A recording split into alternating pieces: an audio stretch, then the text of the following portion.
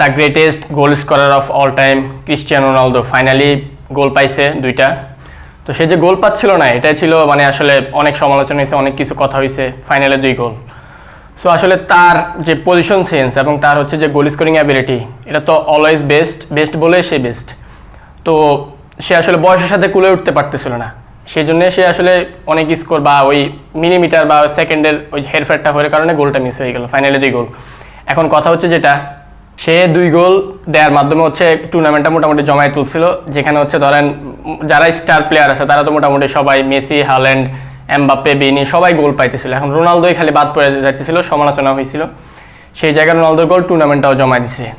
এখন এই যে ধরেন মেসি, রোনালদো এই বয়সে এসেও যে গোল স্কোরিং অ্যাবিলিটি বা তাদের যে ক্যাপাবিলিটি দেখাচ্ছে, সেটা আসলে টু গুড। রোনালদোর প্রথম যে গোলটা ছিল, সেই গোলটা একটা মানে একটা ট্যাপিনের মতো, জাস্ট ওয়ান টাচে গোল হয়েছে, সেটা ইয়ে না। কিন্তু সেকেন্ড যে গোলটা ছিল সেটা হচ্ছে তার পজিশন সেন্স, সে যে মার্কারটাকে হচ্ছে ওভার ডান পাশ দিয়ে ঘুরে গিয়ে বলটা রিসিভ করে আবার যে অ্যাঙ্গেল থেকে গোলটা দিল সেকেন্ড বারের মধ্যে, এটা তো আপনার মানতেই হবে যে তার স্কোরিং অ্যাবিলিটি বা তার পজিশন সেন্স যেটা বললাম, সেটা এখনও যে কত ভালো, সেটাই আসলে রোনালদো সেই গোলের মাধ্যমে প্রকাশ পাইছে। সো আসলে বয়সের সাথে বা বয়সের সাথে সে হয়তো মানায় নিতে পারতেছে না, সেটা একটা প্রবলেম।